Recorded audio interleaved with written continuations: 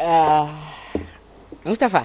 la reconquête tey moom la ñu fas yéenee waxtaanee. ci suñu rubrique actualité muy laaj bu samp comme ni nga ko waxee léegi. boo laaj. laaj la bu samp mais bala ma cee ñëw rek xam nga li ñuy waxtaanee sax foofu lay déparé. muy mbirum Ousmane Sonko ak Adji Sarr. ak jafe-jafe yi mu juróon yëpp.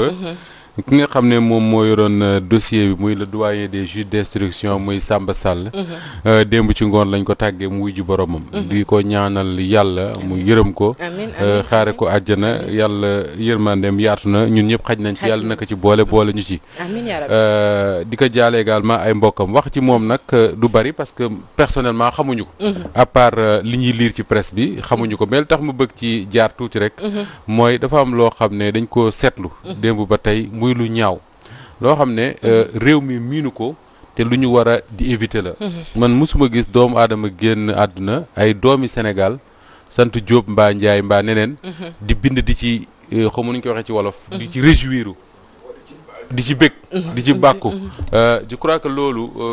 lu ñaaw la ak fu mënti jóge nag lu ñaaw la muy beneen bi également mooy ñi bëgg a lier décès boobu ak dossier bu mu yoroon wala yu demee noonu c'est-à-dire que il faut nag ñu nangul suñu borom li mu moom mooy décret li tubaab di wooye le décret divin c'est-à-dire que bakken yi yàlla moo ko yor di ko jël saa yu ko neexee ak contexte bu mu ko neexee bu mu koy indi tàgguwul buy jël du tàggoo il faut que ñu nangu loolu d'abord accepter ce principe là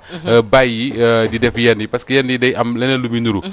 beneen bi ci mbir yooyu ba léegi mooy Fabel sànq yaa ngi koy tudd bala ñuy commencer émission bi le mooy dafa am benn phénomène bu xew ci réew mi da nga gis ay nit ay mukallaf di def ay vidéo ci internet wala feneen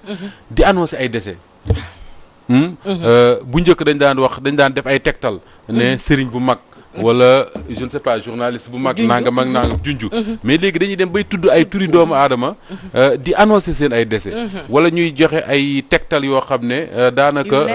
mën ngaa wax ni kii diw lay waxal di annoncer ay décès te diw moomu waxuma sax bakkanam bi mu yor nga xam ne ku ci nekk ci ñun boo sañoon gudd fan waaye njaboot yi nga xam ne moom la yor ak responsabilité bi yor yëpp ñooñu mën koo seetaan di ko déglu ay doom ak yëpp je crois que képp kuy def loolu war nga ci bàyyi xel su fekkee nag ñi koy def bàyyi wuñ ci xel état bi na jël ay responsabilité am na yoo xam ne soo ko defee état mën na dem ne la ciix teg ci place suñ ko defoon ñaar ñett je crois que loolu léegi mu dakk ci réew mi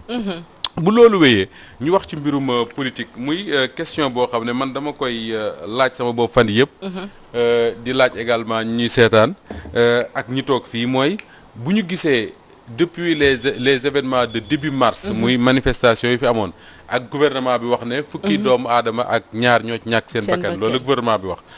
buñ ko xoolee ba léegi est-ce que li nga xam ne moom lañ gis gouvernement wu Sénégal di def maanaam nguur gi Macky Sall ak ñi mu àndal dañuy jàpp ne président la boo xam ne dafa gëm ne moom ñett at moo ko desi ci réew mi da ko war a mottali ci ni mu gën a dem yoonam wala dañuy gis koo xam ne day poser ay actes pour préparer wu reconquérir le pouvoir en 2024 man nag réponse yi ma ci indi dama koy teg sur les actes nañu juger actes yi bañ a juger paroles yi d'abord bi ci njëkk mooy dès que événement yi am rek prise de parole bi président Macky Sall njëkk a def muy le 8 mars 2021 li mu njëkk a def mooy li ngay sentir mooy dafay ndox mu ni tubaab bi di wax draguer les jeunes c'est-à-dire que dafay wut lu neex jeunes yi parce que jàpp na ne ñoom ñoo génn ñoom ñoo xeex ne day indi ay réponses ci seen ay questions wala seen ay doléances wala seen ay revendications wala seen ay aspirations bi loolu amee mu defaat beneen discours le 4 avril le 3 avril du moins veille 4 avril wax ci ne dina teg 400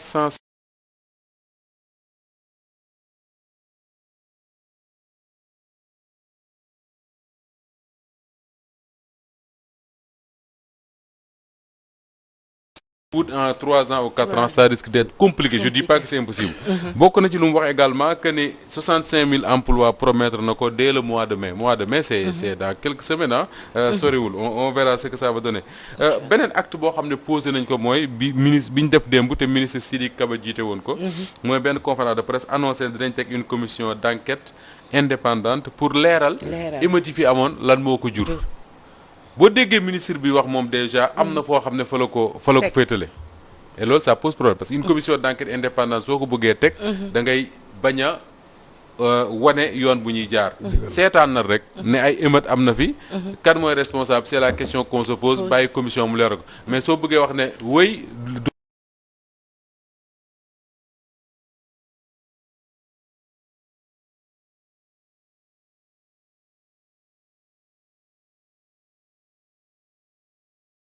boo déggee ministre bi wax mooy justice dina continuer di def liggéeyam. continuer di def liggéeyam nag il faut que ñu xam lan la tekki ça veut pas dire que ni forcément dañuy dem procès parce que le juge d'instruction bu yore dossier bi amul newuñu ko par force affaire day dem procès. mën naa dem ba ci biir mu gis ne dossier bi dara newu ci. mu classé ko sans suite wala mu décider un non-lieu. lu ci nekk mën na ci am. beneen acte boo xam ne également posé nañ ko nga xam ne mën nga cee teg sa loxo tey. mooy li ma tuddee benn offensive dans la communication du pouvoir. soo seetloo depuis que cette affaire là am pouvoir dafa mel dañ doon nelaw rek jékki-jékki yeewu ne ñun kat am nañ retard ci wàllu communication maanaam wax ak askan wi te il faut que ñu rattraper loolu. li la koy wan mooy le président Macky Sall ci boppam dafa gëm moom que ni li mu def ci réew mi comme président de la République depuis Senghor kenn def ko fi moom da koo gëm du lu muy caaxaane dafa gëm également que ni li mu investir pour que ndaw yi am ay liggéey kenn investiru ko ci président yi nga xam ne ñoo fi nekk Senghor Abdou Diouf Abdoulaye Wade mais il se pose une question moom président Macky Sall mooy nan la mën a defee li mu def yëpp ba pare bu déggee nit ñi ñuy wax surtout les jeunes dañu jàpp ne c'est le désert total defu fi dara.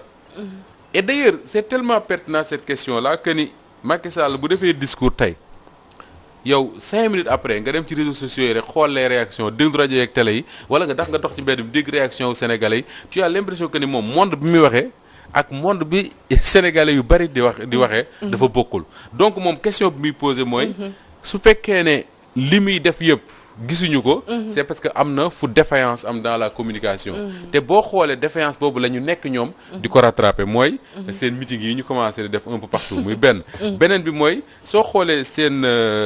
parti wala la mouvance présidentielle temps yi dañu organiser wu pour def benn offensive dans les médias moo tax nga gis par exemple ñu mel ne la CCR mooy la coordination des cadres républicains ñu créé benn pool de communication boo xam ne peut-être 20 wala 30 personnes ñi ngi ci ñoo xam ne dañ leen defal ay formation pour ñu dem ci plateau télé yi mën a jàkkaarloog Cheikh Tidiane Gomis mën a jàkkaarloog keneen defante affaire yooyu quoi.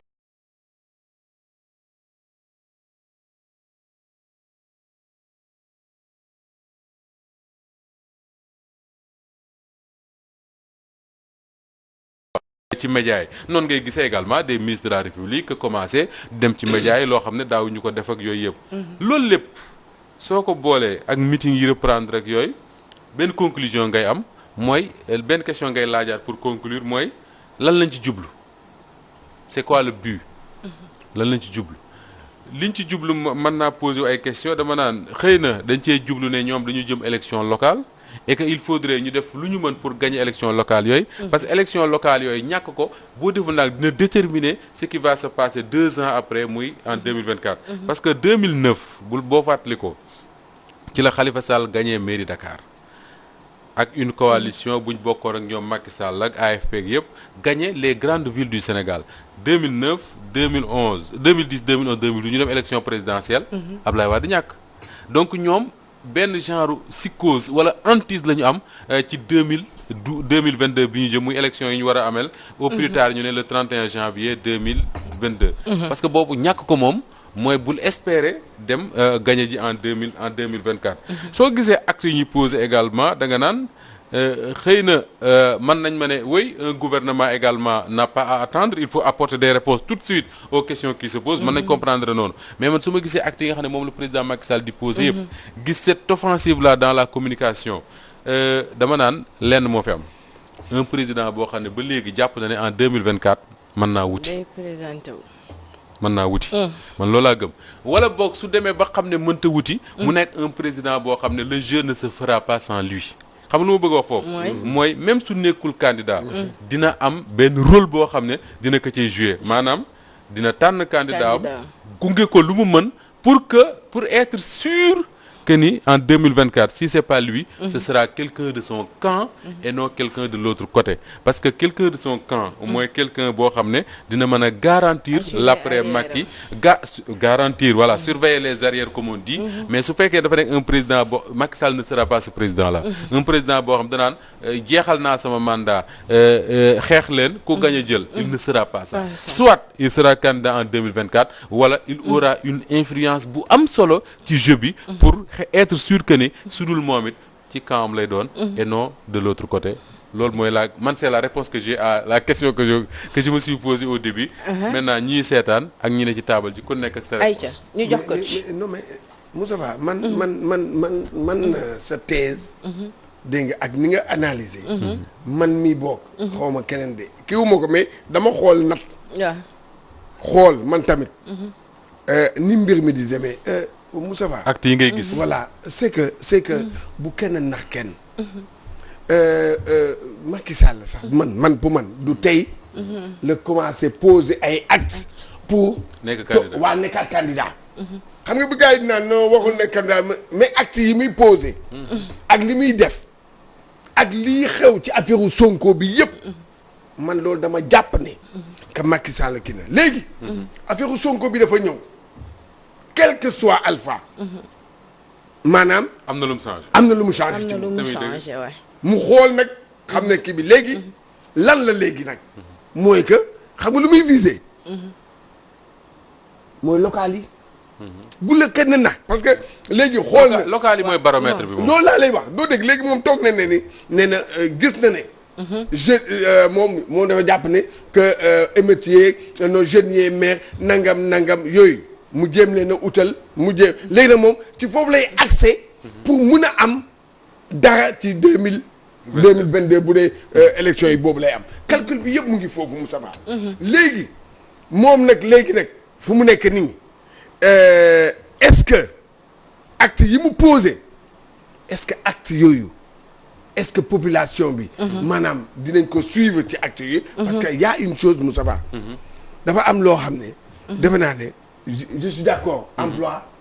dafa manqué fii. d'accord naa ñu dugal lépp ñu kii ci emploi bi mais dafa am yoo xam ne Moussa Ba. ñëpp xam nañ ko boo ko laaj économie si mais am na ay secteurs yoo xam ne.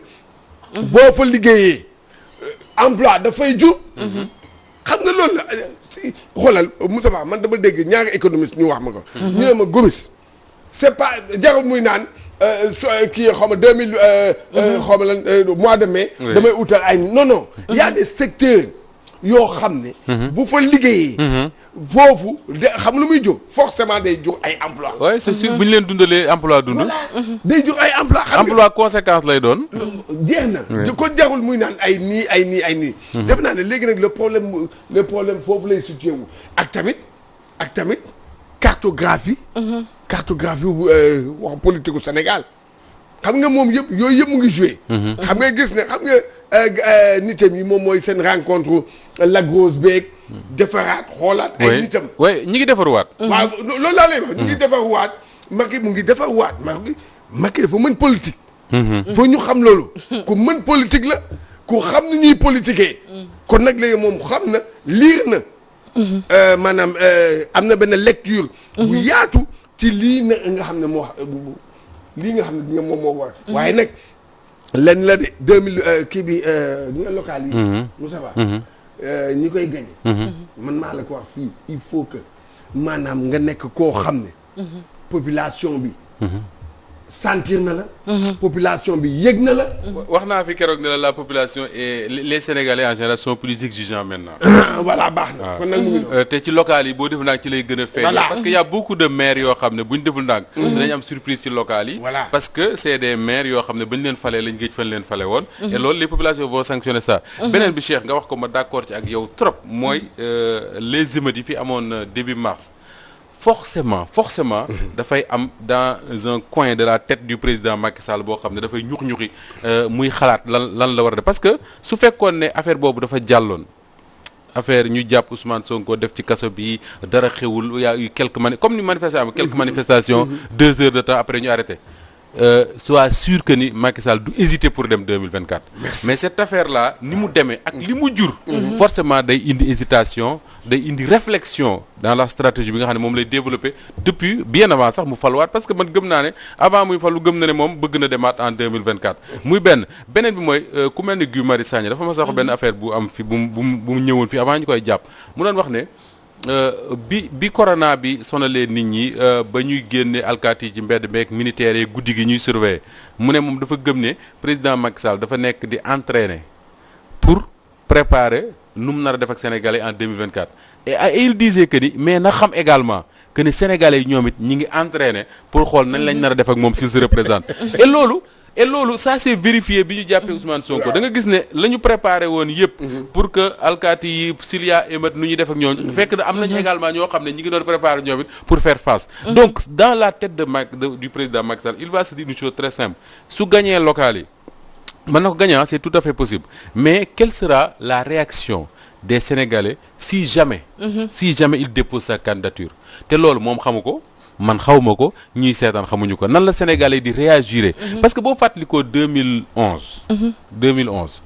amoon na benn coow bu bari avant en 23 juin déjà ensuite dañ doon wax naan Wade du fi présenté wu nangam ak nangam Wade présenté wu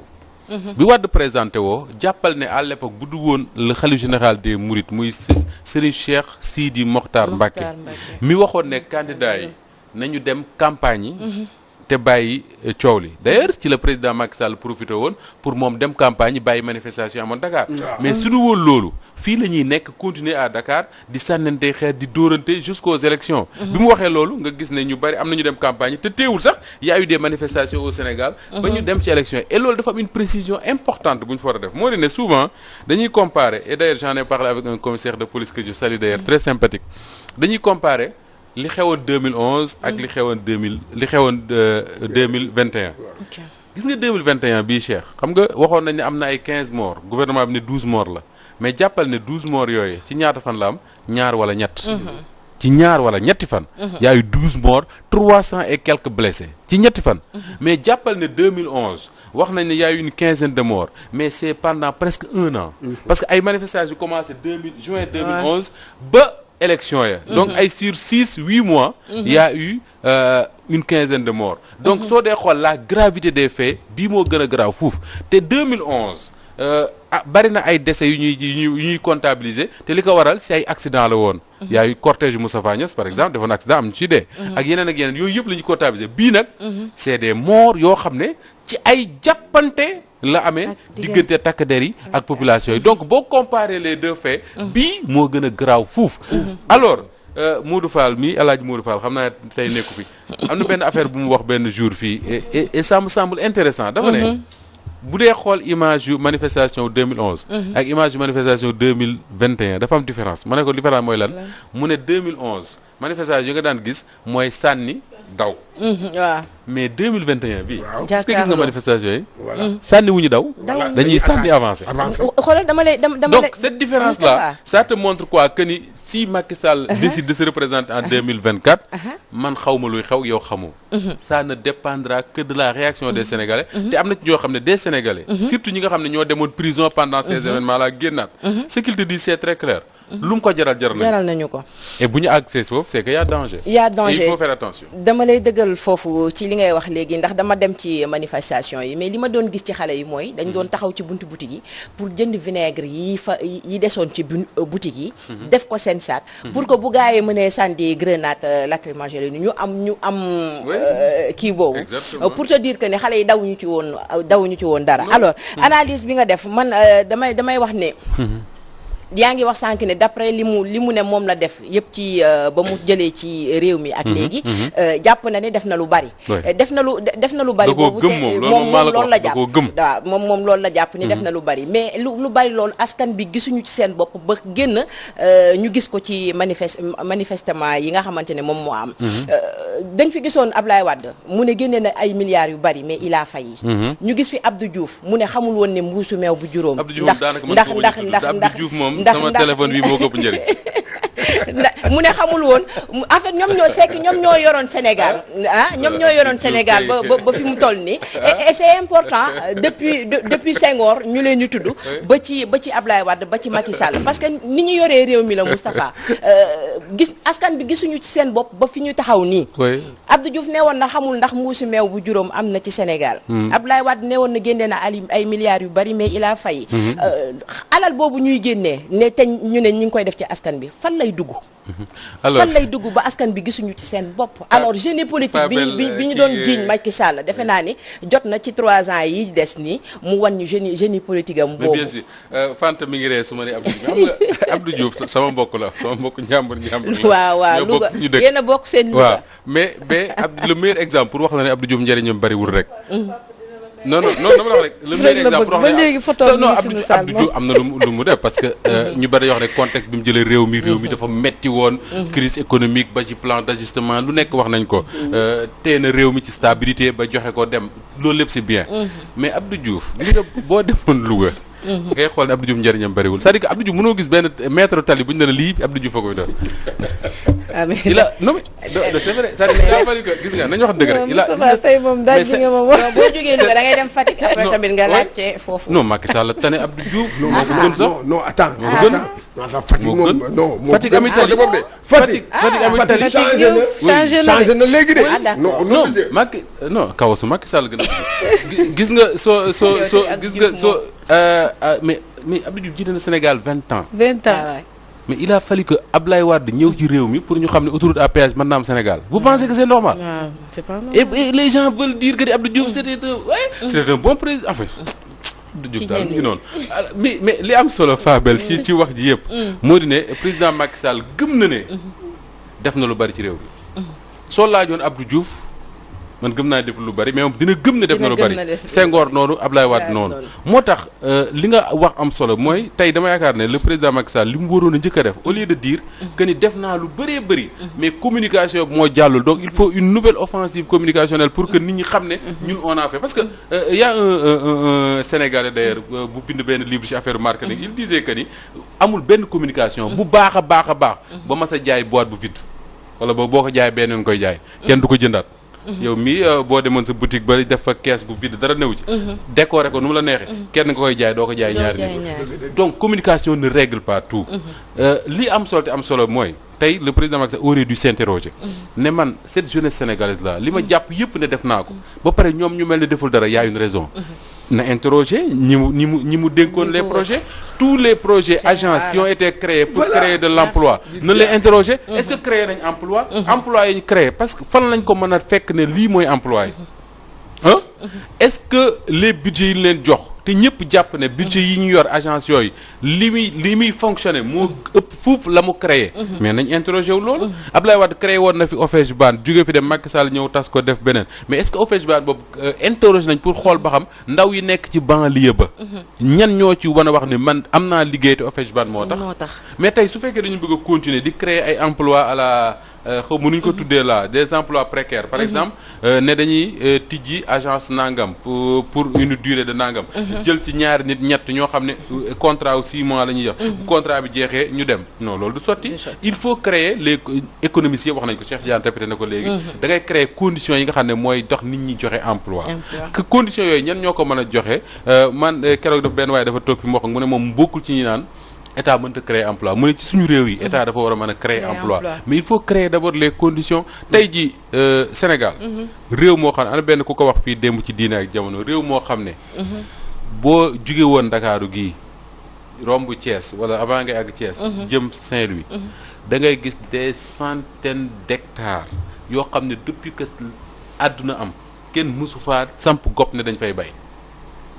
àll bu ne yàmb la dëgg la nga am ay ndaw ay dizaines ne ci mbeddi Ndakaaru yii di wëndeelu mënoo leen a tegal un discours bu leen convaincre ñu ànd ak ay hommes d'affaires yu ko mën dem defari suuf soosu bay ko ndaw yooyu di préférer dugg ci gaal gi dem Espagne pour def lan watti pomme watti raisin mënoo leen a convaincre ñu toog ci réew mi watt pomme watt raisin watt mango am lu ñu yore seen njaboot takk ci jabar tabax ci terrasse ak ñaari néeg am ci ab lu ñuy suturloo mais y a un problème te loolu il faut ñu reformater suñu bopp yi pour ñu xam ne dem wëtti pomme Espagne ak toog Sénégal di wëtti pomme daanaka benn la. benn la alors te Fatou bii sax doo jël risque jég dugg ci gaal gi def malheureusement. Fatou Diouf. rek Moustapha li mu wax Fabel. je me dis que oui ak non bi nga xamante ne président Macky Sall daawoon na ko wax tey la gën a installé doute ci esprit sénégalais yi. parce que bu ñu gisee li nga xamante ne mooy redéploiement bi nga xamante ne indi na ko loolu moom ku ko gis da ngay yaak xam ne ne. soit moom mooy pare pour présenter wu dañoo waxul nit ñi li am. mais loolu ngay njëkk a yaakaar. parce que gis nañ leen seen mobilisation mel ni ku doon nalaw jékki-jékki rek yow comme ni ko waxee. mais je ne dis pas que il faudra qu'il marche sur les cadavres pour dem ci pouvoir mais il va sauter. même sur les cadavres pour pouvoir passer pour dem ci palais bi parce que li fi jot am rek jot na ko firndeer nga xamante ne donc ñëpp a pare instant bi duñ ko nangu benn yoon kan moo war a aspirer kan la war a pare pour teg ci côté am moo war a présenter wu à ses côtés kenn xamagu ko comme waa mbërëm voilà mu kit foofu léegi donc ana kooku kenn gisu ko donc mit la instant bi donc kan la moom rek ñu mën a yaakaar ne moom la te loolu bu amee instant bi ci jamono bi nañ xam ne moom li fi amoon ak léegi moom nekkatul benn ba pare ak yi nga xamante ne budget yi nga xamante ne teg nañ ko pour jàppale ndaw yi je pense que stratégie boobu buñ ko defee pour xool instant bi jafe-jafe yi am war nañ koo xool ci yeneen yooyu rek doyut waaye di gën a jël ay budget di ko yokk à côté nga ne yaa ngi teg benn budget pour ndaw yi jàppale leen ak problème yi am ba pare nga bëgg a jëlaat yeneen dépense di ko defaat ci ay tentamaar yoo xamante ne du jëriñ dara askan wi di ci mel ni ay milliers de mobilisation yi yooyu ba tey ñu taay di ko wax yooyu yëpp am na yeneen yu ëpp solo am na yeneen stratégie am na ñoo xamante ne ñu ngi leen jox yenn structure yoo xamante ne war nañ ko def pour réew mi mais bu fekkee ne amuñ compétence ci wàll boobu je pense que war nañoo mën a xool ñoo xamante ne ëpp nañ leen compétence ci mbir moom pour ñu gérer ko Fatou xam nga jafe-jafe bi président Macky Sall nar a am en 2024 mooy mën nañoo lire constitution bi wëlbati ko juutal ko taxawal ko tëral ko ba nu mu leen neexee ba ne am na droit nekk candidat mais xam nga lan la dul mën a wëlbati mu ko juutal ko mooy moom ci boppam moo taxaw joxe kàddoom ne Sénégal kenn dootu fi defati lopp ñaari mandat te bu Sénégalais yi voté le référendum de la constitution de 2016 la référendum bi c'est principalement parce que ñu ci bari ci ñoom ñoo ngi mën a yem lire ñu constitution bi bu ñu ko liiree sax xamuñu lu ci nekk mais liñ ci jàpp rek mooy dégg ki nga xam ne moo leen ko proposé mu wax leen ne verrouillé naa xam nga verrouillé mooy la mooy xomb xam nga xomb kànnaar tëj dëgër dootul tijjeeku verrouillé naa mandat yi ba kenn mënu cee def lu ëpp ñaar à commencer par man mii wax ko 2016 répété ko pendant toute la campagne de 2019 faluwaat di ko répété ba moment bi donc su bëggee fii ba 2024 mu taxaw ne maa ko waxoon waxatuma ko wala maa ko waxoon waxet dina jafe trop mu trouver ñu ko argumenter loolu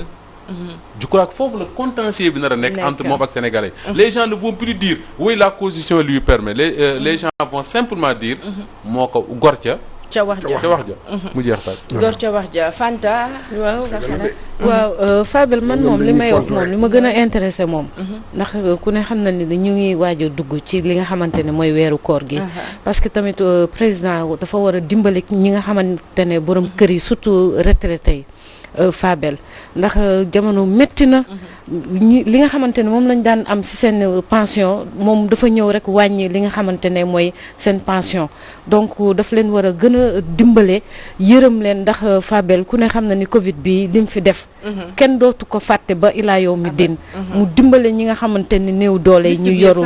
saaku ceeb yi comme ni ñu defoon fii ci Covid bi indi li nga xamante ne mooy dimbale ñi nga xamante ne néew doole ñi nga xam ne seen loxo jotul ginnaaw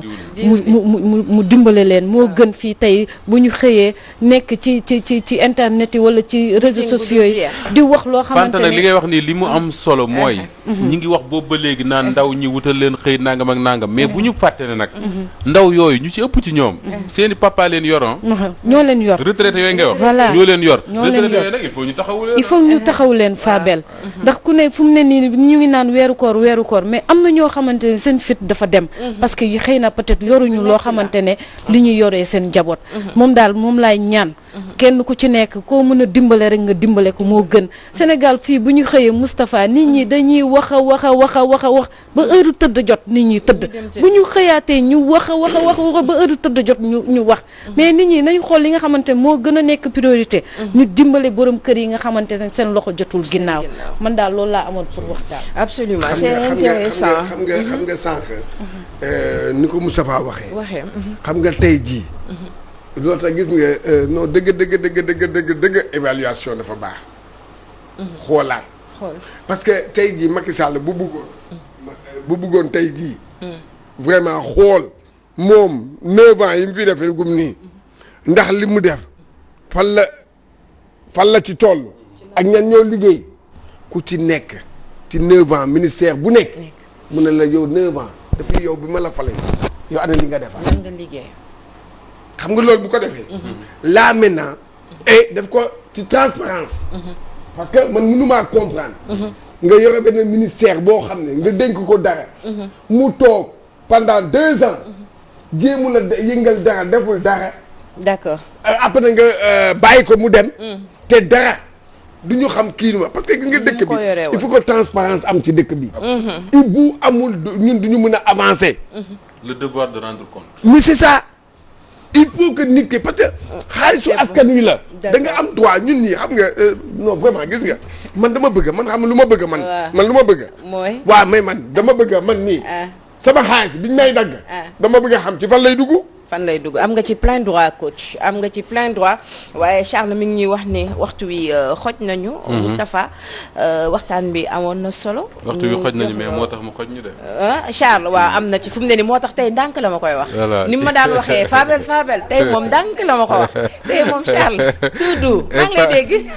cant gërëm jël na la Fabel maa ngi lay sant di la gërëm di gërëm ñi doon seetaan yëpp. defe naa tey mooy dernier rendez-vous bi. avant ko ñu dugg ci koor gi. di ñaanal ñëpp ñu dugg ci kooru jàmm.